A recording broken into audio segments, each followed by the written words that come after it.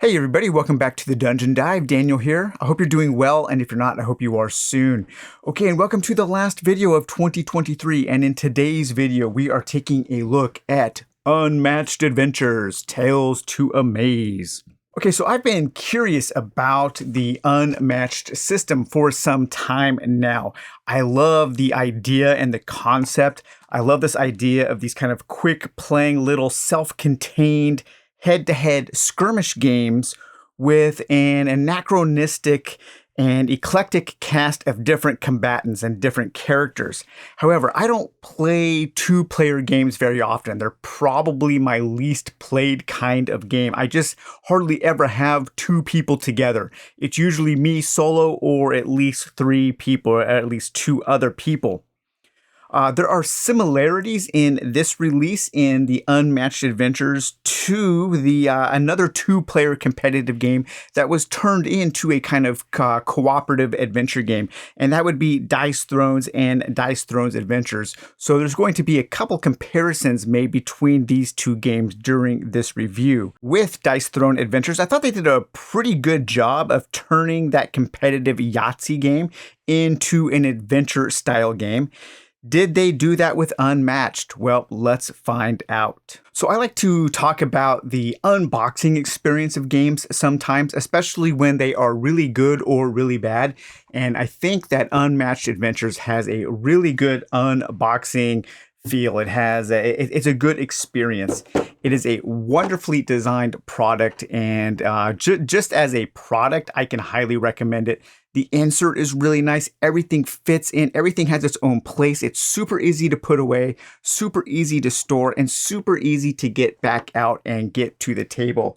It was one of those games where I had a really good time from the moment I opened the box to the moment I got it on my table, sorted, and started to learn. It was a very, very pleasant experience.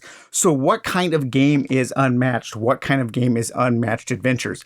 Unmatched is a small kind of self-contained skirmish battle, head-to-head battle system game where you are playing as characters and you are moving around these maps that have these color-coded circles for spaces.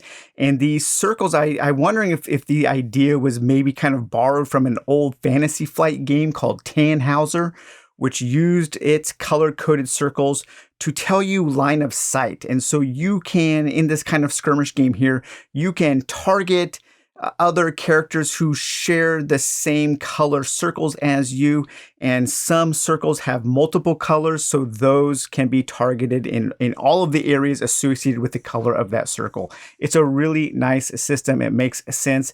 It's easy to learn. It's easy to teach. And I think it does a really good job of simulating this kind of skirmish game in a board game setting. So in a game of Unmatched, you are going to be playing as different characters. And in Unmatched Adventures, your characters are going to be fighting against different kinds of cryptids and different kinds of like urban legend creatures. So this particular set comes with, as far as the villains go, it comes with the Mothman. And the Mothman on his side of the map here. The Mothman, of course, everybody knows the Mothman hates bridges. And so the Mothman is trying to destroy these bridge tokens. And so when you are playing against the Mothman, you will be trying to protect the bridges or trying to destroy the Mothman and his minions before he destroys all of the bridges on the game board. And the Mothman will have his health meter here, and you can keep track of his health, and you just need to try to get the Mothman down to 0 health. And speaking of minions, there are a number of different minions. The minions are represented by these nice little plastic tokens here, and the minions are all kinds of different kind of cryptids and creature feature monsters. So we have things like the skunk ape, and then I'm also fighting against the blob here. And then we also have, let's see, what are the other minions here? We have a giant spider, tarantula. We have an ant queen for them. Very cool. We have the Jersey Devil. That's awesome. I love the Jersey Devil. And the Loveland Frog. So this game has a really cool kind of cryptid and urban legend vibe to it, and I really do like that. And then each of the minions also comes with their own health tracker here. Really, really nice. Everything is super well made and super well designed. In this game that I am playing right now, I am playing as the Golden Bat. And man, this guy looks awesome. I love this art here on his deck of cards. And we have the Golden Bat mini there. And the minis come kind of pre-shaded there. I think what they call that now, that sunburst or sun drop. Kind of a wash, but they look really, really nice. You can see a little close up here of the Mothman mini, and then we also have our other big boss here is this flying saucer, the aliens, the Martian invaders. And the Martian invaders actually do have a different map, and maybe we'll take a look at that a little bit later. But each of the characters, so I'm playing as the Golden Bat and playing as Dr. Jill Trent. And Jill Trent comes with a sidekick named Daisy. And like the minions, Daisy is represented by this plastic token here. So each of the characters is going to have their own deck of cards. And this deck of cards is going to dictate what they can do, kind of control what they can do. It will give you all of their different powers. You have different kinds of attack powers. You have different kinds of defense or attack powers. And then you have these here. They're called scheming powers or pure defense. And at the beginning of the game, you will take your character's deck of cards, and then you will draw your initial hand of 5 cards. Now, one of the ways that the players can lose also is by running out of cards. If you run out of cards, if you can never draw a card from your deck, that's very bad. So part of this game, part of doing well, is managing your card play, is knowing when to play certain cards, knowing when to hold back, knowing when to push and when to pull back. It's very, very important in this game. That's probably the most important kind of strategic and tactical decision you'll be making while playing Unmatched. And so for here, we have this scheme here is called the Alpine Fortress. And so this lets me choose a card in your discard pile, shuffle it back into your deck so you can get cards back into your deck with certain powers, draw 2 cards, and then move the Golden Bat 4 spaces. And you just move 2 adjacent spaces on the board. Their movement is very simple. One of the actions you can take is a maneuver action, and a maneuver action allows you to draw a card from your deck and then take a movement. Then you can play another action you can take is you can play one of your scheming cards, and then you can also play an attack card or a defense and attack card. And attacking is pretty simple. You play a card, you total up your values, the enemy will draw a card, you compare the values, whoever has the highest total wins that battle, and the difference between the 2 totals is how much damage they do. And so we have Golden Bat here and Dr. Jill Trent. Now, the Golden Bat doesn't come with any other accessories. Jill Trent does come with her minion, and Jill Trent also comes with her gadgetology. So she has a double-sided token here that she can use her Hypno Ray Blaster or her Ultrabiotic Tonic. And so at the beginning of each turn, you can choose which of these gadgets that Dr. Jill Trent is associated with, and then she can take advantage of those that special gadget during her turn. And a few of the heroes in this game do come with their little sidekicks, and some of the cards will name that sidekick. And so you can use those cards on that sidekick. If the name here is Jill Trent, then only Jill Trent, only your main hero can use that card. If it says any, then either of those heroes, the hero or the sidekick, can use that power. And so when you have heroes with sidekicks, you do also need to think a little bit in pairs and how they are going to work together, because some of the sidekicks will get more powerful if they're close, if they're adjacent to your hero, and so on. The other characters in this game are Annie Christmas. And Annie Christmas also comes with a sidekick named Charlie. And so we have Annie Christmas is pretty slow. The character card will tell you how much they can move. It'll tell you what their starting health is, if they are a melee or range style attacker. And then also you will have a special power that they can use. And here are Annie Christmas's cards. So she's kind of a big beefy brawler. I kind of like her. She's pretty cool. And I like to see this kind of representation in a game like this. It's really nice to see. And then finally, this set, the last hero this set comes with is, of course, Nikola Tesla here. And Tesla does come with a couple extra things because so Tesla will come with these kind of like laser beam things here that he can use. and electrical overflow. He is also slow. He can only move 2. Looks like most of the characters are pretty slow moving 2. The golden bat is the fastest, and he can really get around the board a lot. And he has a movement of 3. But Nikola Tesla here, I have not played Tesla yet, so I'm not too familiar with this character, but he does seem pretty cool. And I know that people on the internet really like Tesla a lot. And so each of the monsters and the minions, so each of your villains and the minions also have a deck of cards, and that will dictate what they can do on their turn. And so when it is their turn, you will draw one of their cards and they will move. They will move either towards a character, or maybe they're trying to accomplish their own goal on the board.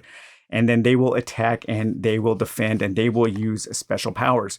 And there is also a little bit of a threat track that you do need to keep track of. In this map here, when you're facing off against the Mothman, the threat will tick up. And if it ever ticks up all the way to the end, then you destroy one of these bridges. And then when a bridge is destroyed, you no longer get the power that these bridges offer. So each one of these bridges also offers up an extra kind of attack power, or some kind of action that the heroes can take when they are adjacent to that bridge. So you will lose that particular power, and it'll also block movement. So those spaces will no longer be adjacent. So it means that you have to go around and you have to use more of your turn on movement rather than attacking. So it is very important to control the board and to protect those bridges to keep that threat level down. And then the blob also has its deck of cards here. I love that. The 90s remake of the blob is super cool. And this kind of has that feel, that really kind of gross, gory feel there. That really super cool there. And then, of course, the skunk ape will also have its own deck of cards. And the turn order is dictated by an initiative deck. And the initiative deck, you put in an initiative for each player. So I'm playing as 2 heroes. So I have the Golden Bat as player 1. I have Jill Trent as player 2. And then we have our initiative track for the Mothman, for the Skunk Ape, and for the Blob. And so you just create your initiative deck here, and you shuffle that up. And then you start revealing your initiative cards. So here the Skunk Ape would go. So if it was the Skunk Ape's turn, the Skunk Ape is right here. I would draw my Skunk Ape card, and this says back into the brush. So after combat, if Skunk Ape lost the combat, put its initiative card on the bottom of the initiative deck. So he will come back out after he moves and does whatever he's doing on the board. If he didn't do well, if he didn't win that combat, then he gets to take another turn at the end of the initiative. Really cool. So there are a lot of twists and turns in these kind of AI cards. And knowing what they are going to do is really important in developing your strategy. For instance, the blob will kind of move around and drop off these blob tokens. And then these blob tokens just become hazardous spaces where you will take points of damage if you are on those spaces at the end of your turn. And then also the spider will lay down these webs, and these webs will cause you to stop moving. So controlling the battlefield is really, really important in this game. So after the Skunk Ape would go, then we would have the Blob. Okay, so we would draw a Blob card, and the Blob Acid Explosion. After combat, deal 1 damage to each opposing fighter in the Blob's zone. And a zone is dictated by color. So if the Blob was in the green here, then any circle that had that matching green color would take effect there.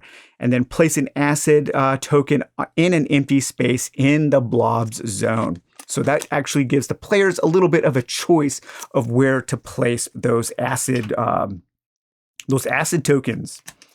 And then finally, hey, one of our heroes would get to take a turn. So it's the bat's turn, and the bat is up here. And then I could choose to do one of these things. I can maneuver, which is to draw a card and then move a fighter, play a scheming card, or do an attacking card. Now, the Golden Bat is melee, so I need to be adjacent in order to attack. And then I could play this, the Vaporizing Eye Beams. After combat, your opponent discards 1 random card. Or here, this punch to shake the earth. After combat, deal 1 damage to each opposing fighter in your zone. So he comes down in that superhero landing pose and does an AoE attack to all of the opposing fighters in the zone. If you won the combat, deal 2 damage instead. That's a really cool attack there. And so play just kind of at the end of each initiative, you take the initiative cards, you shuffle them back up, and you continue to play until one side has won the conflict. There's one additional deck of cards here, and this is called the Amazing Events.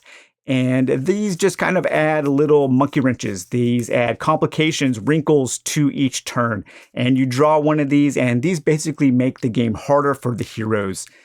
Paralyzed with fear. If a minion attacks and wins combat, the defender discards the top card of their deck. That's really bad for the heroes, because not only are you losing HP in that conflict, but you are also having to discard your cards, and you never want to have all of your cards discarded. That's really bad. They are rooted to the earth. Player effects cannot cause an enemy to leave its space. And expected eclipse at the start of each round, advance the threat marker 1 space. So this elevates the threat. So that would be really bad as well.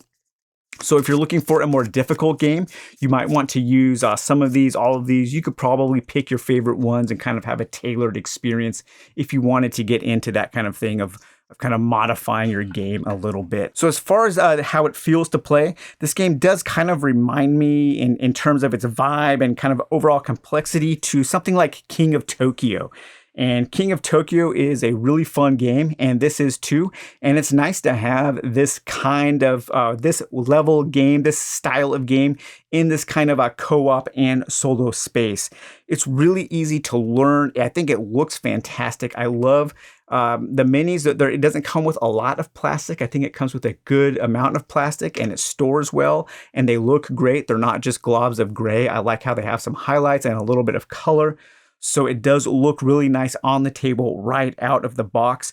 It's really quick playing, and I think it's pretty fun. I think this game would shine with other players.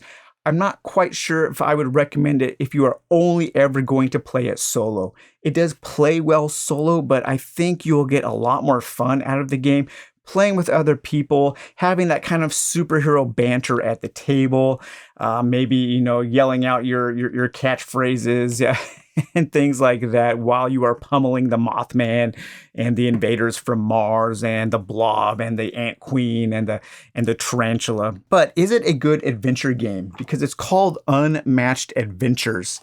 And that word adventure carries a lot of weight, especially here at the Dungeon Dive. When I see the word adventure associated with a game, I think of a few key concepts. I think of a few core ideas.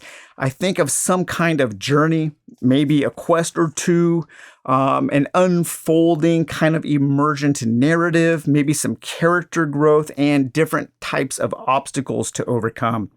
I think Dice Throne Adventures did a pretty good job of taking its kind of competitive head-to-head Yahtzee-style gameplay and turning it into a game that did feel like an adventure game. Unmatched Adventures doesn't feel like an adventure game to me at all. So personally, I think that was kind of a poor choice of words to use in the title of the game. It's a well-made game for sure, and a super fun one, just not something that I would ever personally associate with the word adventure. However, one thing that Unmatched Adventures does way better than Dice Throne Adventures is offer up a lot of value for the price that you pay. It's way cheaper than Dice Throne Adventures, and it comes with everything you need to play. You get all of your characters, you get all of your cards, all of your tokens, you get everything you need to play. Dice Throne Adventures is super expensive, and it doesn't even come as a complete game. You still need to buy your heroes just to play that game out of the box. You can use any of the Unmatched stuff that you already own in this game, and you can use a lot of this stuff in other games of Unmatched. So it's a pretty good standalone game. I think it'll be a really fun standalone game with other players. Maybe not as much fun as I would want from a solo game, but it can also expand other games that you already own, and all of those other things can be used as expansions for this game. So if you're already bought into the Unmatched system, this is kind of a no-brainer. It just adds a really fun other way to play the game, and you also get a whole bunch of stuff that you can use interchangeably. If you're looking for something that is a really light kind of King of Tokyo feeling, but a skirmish game, then this might be a game for you. If you see that word adventures in the title and you think that this might be some kind of modern adventure game, you might be a little disappointed. So just know that Unmatched Adventures might kind of be a poor title, but it is still a pretty good and pretty fun game, and you do get a lot of value out of the box. So, all right, you guys. Well, I hope you enjoyed this review of Unmatched Adventures. We will talk to you later. Bye-bye.